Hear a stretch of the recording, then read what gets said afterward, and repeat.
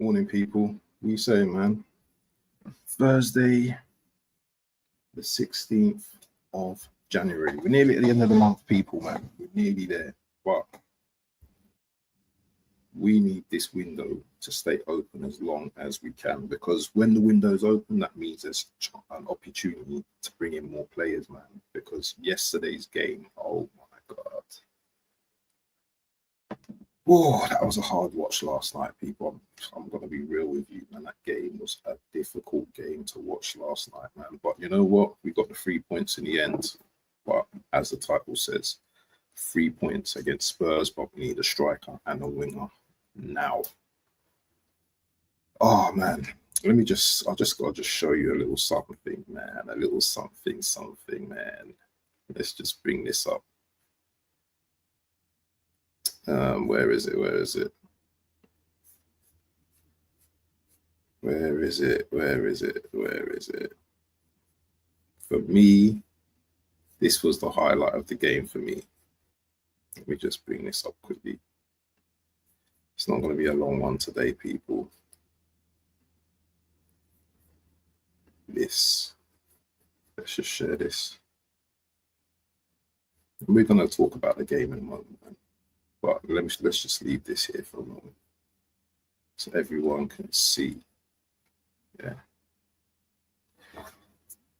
Did anyone see the way Trossard turned man inside out like a pretzel last night?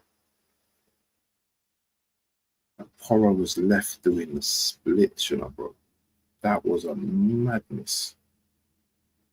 That's probably one of the best skills I've seen this season so far, especially when it impacted the player. Because the player, like, he made Porro do the splits the way he turned him like a demon.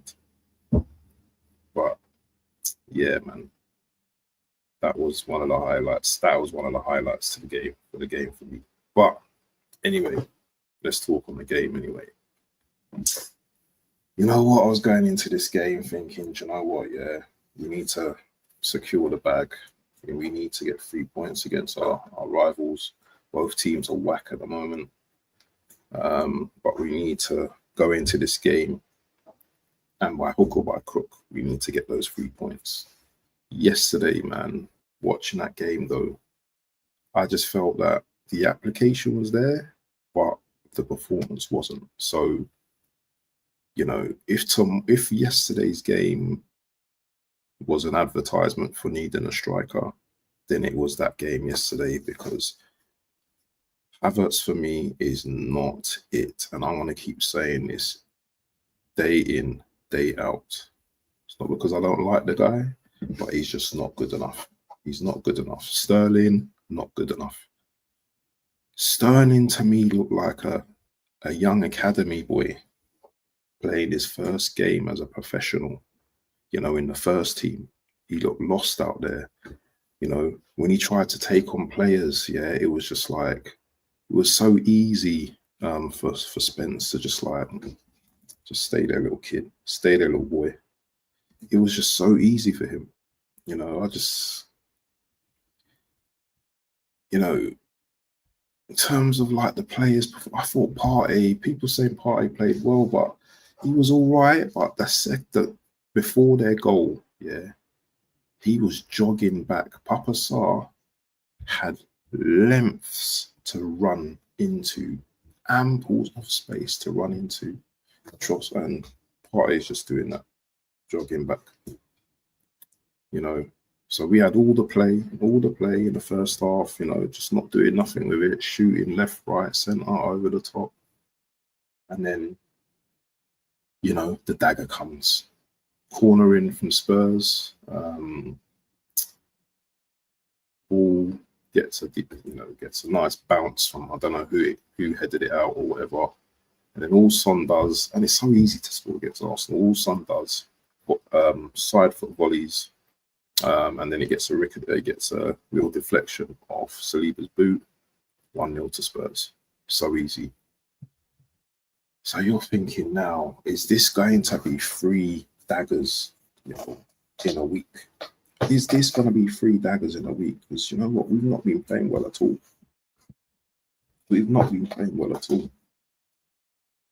And Spurs haven't been great either, but you know, we was able to get back into the game.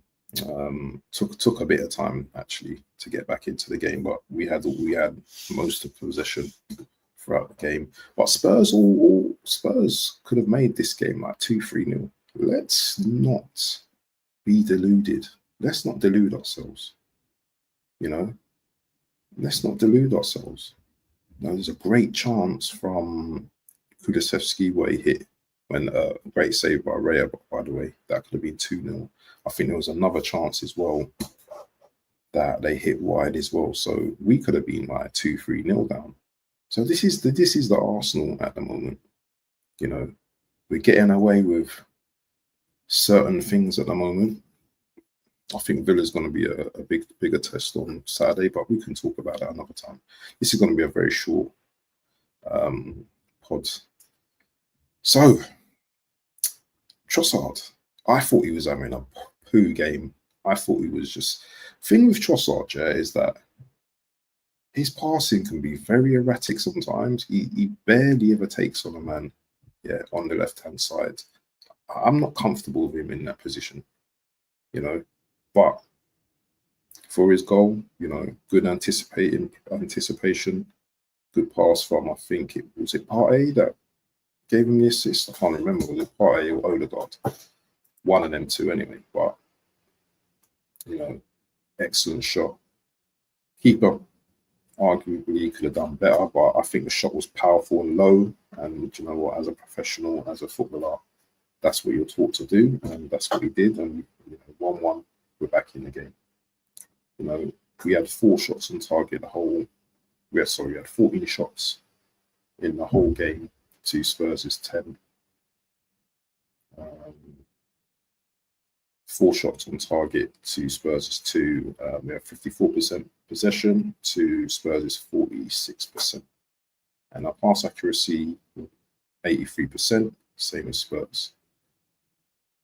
You know, and then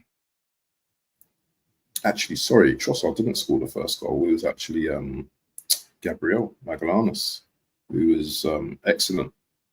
You know, man of the match for me, in my opinion. You know, people want to talk about Declan Rice, 100 mil and all that kind of stuff. But you know what? One thing he's got on lock is his set pieces. Yeah.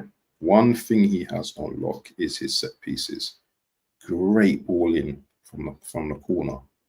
And then up pops Magalhaes, gets a deflection, he heads it on to another player and it just goes in, and that's 1-1. And, you know, we're back in the game. It's gone down as an own goal from Solanke, but, you know, back in the game. And then, do you know what? We just force the pressure on them, and then we score another one before half time, and that's literally wrap-up time. Game's wrapped up. Second half, you know, Spurs brought on Maddison and I think Solanke as well. And not Solanke, sorry, Maddison and who did they bring in? They brought Maddison and